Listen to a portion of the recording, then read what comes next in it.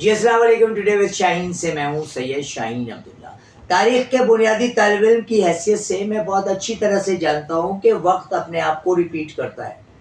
جو وقت آج گزر رہا ہے، میں بات کمیونیکیشن کی اس ایڈوانسمنٹ کی نہیں کر رہا ہوں.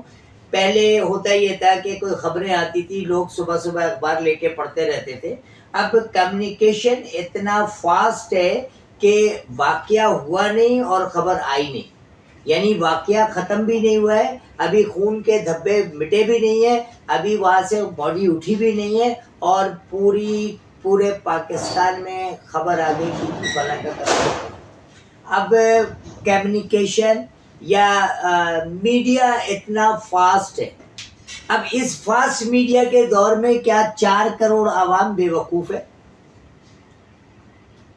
دیکھیں، افواج پاکستان نے کرپشن کے خلاف ایک بڑا بولڈ اسٹیپ اٹھایا، اور بدنصیبی اہلیان کراچی اور حیدرآباد بلکہ سندھ کی بدنصیبی یہ ہے کہ سندھ ایک مافیا کے نرغے میں ہے. جو آج سے 30 سال پہلے 10% تھا، اب وہ 90% ہے، بلکہ 99% ہے. آج سے 30 35 40 سال پہلے آصف علی زرداری کہلاتا تھا مسٹر 10%. کوئی بھی کام لینا ہے چلے جاؤ لے کر 10% اس کو دو اور کام لے لو. اب وہ 99% ہے. 1% پہ کام کرنا ہے تو زرداری کے پاس جاؤ، 99% اس کو دے دو. اور اس کے اعلی کار کون ہے؟ اس کے فرنٹ مین کون ہے؟ سندھ میں کام کرنے والی تمام پولیٹیکل پارٹیز کے لیڈران اس کے فرنٹ مین ہیں، چاہے وہ پاکستان پیپلز پارٹی کا مراد علی شاہ ہو، چاہے وہ وزیر بلدیات ناصر حسین شاہ ہو، چاہے وہ سعید غنی ہو، چاہے وہ سندھ میں اپوزیشن لیڈر خواجہ اظہار الحسن ہو. They are all working for the Asif Ali Zardari. افواج پاکستان نے کرپشن کے اس نیکسس کو توڑنے کی کوشش کی تو افواج پاکستان کو بلیک میل کر لیا. اور کس حد تک کیا؟ اچھا دیکھیں، بات یہ ہے کہ زرداری خود کرپشن نہیں کرتا ہے، یا کوئی بھی مافیا لیڈر جو ہے وہ خود کرپشن نہیں کرتا ہے. کرپشن اس کے انسٹرومنٹس کرتے ہیں.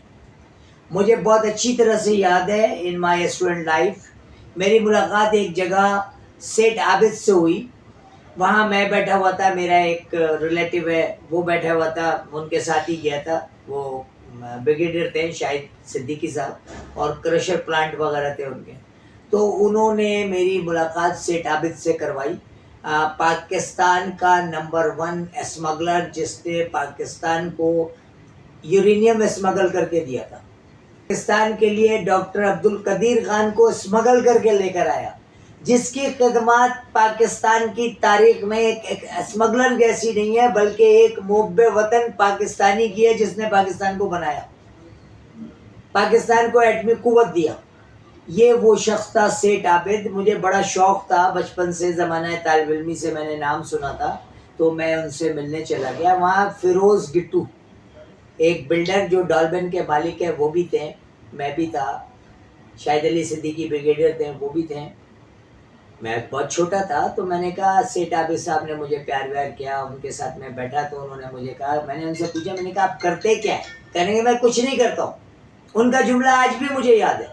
کہنے گے میں نے کہا سر کوئی تو کاروبار ہوگا؟ کہنے گے کچھ بھی، کوئی کاروبار نہیں ہے.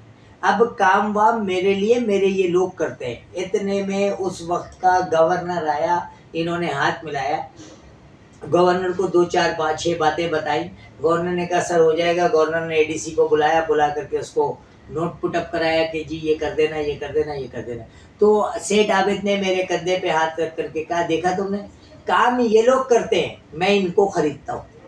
تو آصف علی زرداری نے اس ملک کی ایلیٹ کلاس کو خریدا ہوا ہے. نو ڈاؤٹ ہی از اے ڈبل جینیس.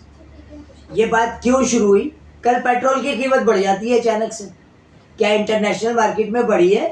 کسی جرنلسٹ نے، کسی مولوی نے، کسی جج نے پوچھا کہ انٹرنیشنل مارکیٹ میں قیمت بڑھی نہیں تو تم نے کیوں عوام پاکستان پہ 15 روپے 20 روپے 35 روپے پر لیٹر کا بوجھ ڈال دیا؟ اس لیے کہ ہمارے ہاں پوچھ گوچھ کا نظام ہی نہیں ہے. یورپین معاشرے میں، کسی سویلائز معاشرے میں، اگر کسی کی منسٹری میں ایک بندے کا لاس ہو جائے تو منسٹر خود اٹھ کے ریزائن کر دیتا ہے. یہاں تو صورتحال یہ ہے کہ کوئی پرسان حال نہیں. ابھی دیکھیں کے الیکٹرک جب عوام کے پاس گئی تو کے الیکٹرک جب پرائیویٹائز ہوئی تو انہوں نے کیا یہ کہ کے الیکٹرک نے لوگوں پہ بڑا ظلم کیا، بجلی کا بل بھرمار کر دی، عوام کا رد عمل آ گیا.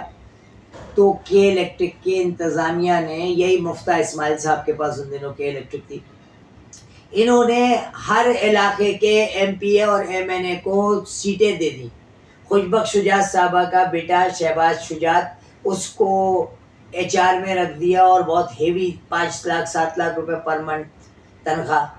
اسی طرح سے فاروق ستار کے بھانجوں کو، اسی طرح سے عادل صدیقی ان دنوں بڑا ایکٹیو تھا، اس کے بیٹے کو، اسی طرح سے جمال ایم پی اے تھا نیو کراچی کا، اس کے بھتیجے کو، ان لوگوں کو جابز دے دی کے الیکٹرک میں.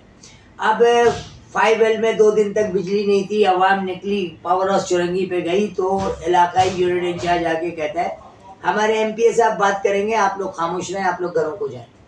ایم پی اے صاحب بات نہیں کریں گے. وہ جو 3 لاکھ روپے پر منتھ میں ایم پی اے کے بھتیجے کو نوکری دی تھی، اس نے بات پہلے سے ہی کر رکھی تھی. تو عوام کو نچوڑا گیا. ابھی کرپشن کے چارجز کے ڈی اے ڈی جی کے ڈی اے آصف جان صدیقی پہ اتنے سنگین ہے کہ شارع فیصل تھانے میں اس کی ایف آئی آر ہوئی ہے، ایف آئی آر نمبر 107/7/2026. اب چونکہ 5 کروڑ 3 کروڑ 2 کروڑ دے کر کے سیٹ خریدی بیچی نہیں جا سکتی تھی، آرمی نے بہت سخت ایکشن لیا ہوا ہے، سی ایم صاحب کے اختیارات ختم ہو گئے ہیں. تو پھر وہی بیچ والا مڈل مین، وہی مڈل طبقہ جو عوام اور بیوروکریسی کے درمیان میں بیوروکریسی کو فیسیلیٹ کرتا ہے، اس طبقے نے رضا رضوی کو ڈی جی کے ڈی اے کے لیے نامینیٹ کروایا. فوج نے، ہم نے اس پہ کنسنسس دے دی کہ ٹھیک ہے رضا رضوی پیسے دیے بغیر آ رہے ہیں. وہ پیسے دیے بغیر نہیں آ رہے، وہ اس لیے آ رہے ہیں کہ اب آنے والے وقتوں میں وہ یہ جو اردو اسپیکنگ کمیونٹی کا رد عمل آئے گا کہ ان لوگوں کو 3,000 4,000 لوگوں کو انلیگلی اپوائنٹ کیا ہے، ان کو نکالا جائے، تو یہ رضا رضوی اس وقت ان لوگوں کے کام آئے گا، نکالنے نہیں دے گا. کیونکہ وہ نوٹ جو پٹ اپ ہوا ہوا ہے اس میں 2013 سے لے کے اب تک جتنے انلیگل اپوائنٹی ہیں ان کو ہٹایا جائے گا. دوسری چیز کے بی سی اے کو، ایس بی سی اے کو کے بی سی اے بنایا جائے گا. تو آپ نے پہلے ہی ایک مڈل مین بیچ میں ڈال دیا ہے جو عوام کے غیظ و غضب سے حکمرانوں کو بچائے گا، مقصد پبلک رد عمل نہیں آنے دے گا. تو یہ وہ چیزیں ہوتی ہیں. دیکھیں معاشرے کے 3 لیئرز ہیں. پہلا لیئر بیوروکریسی کا ہے، ایلیٹ کلاس کا ہے. دوسرا لیئر ان کے نمائندوں کا ہے جو بیچ میں ہے، جس میں آپ کے M N Es M P Es ہیں. اور تیسرا لیئر جو ہے وہ عام عوام ہے جو تیسرے درجے کے شہری ہیں، جن کے کوئی حقوق نہیں ہے. اگر وہ کسی ایشو پہ اکٹھا بھی ہو گئے تو یہ جو بیچ والا لیئر ہے یہ ان کو روک دے گا. بیچ والا لیئر اور عدالتیں عوام کے غیظ و غضب سے بیوروکریسی کو بچاتی ہیں. تو یہ ہمارے یہاں جو سسٹم ہے، طبقاتی نظام ہے، یہ کب ختم ہوگا؟ جب کوئی ریولوشن آئے گا. اور ریولوشن کب آئے گا؟ جب کوئی ہیلو کی آواز آئے گی. جب کوئی ہیلو کی آواز آئے گی تو یہ سارے جو پیڈ ملازمین ہیں، چاہے وہ ایم این اے کی شکل میں ہو، ایم پی اے کی شکل میں ہو، سیکرٹری کی شکل میں ہو، ڈی جی ٹیکنیکل کے ایم سی کی شکل میں ہو، وہ عوام کے غیظ و غضب کا مقابلہ نہیں کر سکتے. بالکل اس میں واضح ثبوت یا واضح اس کا سب سے بڑا جو دنیا میں ایک مظاہرہ ہے وہ بیٹل آف فرانس ہے.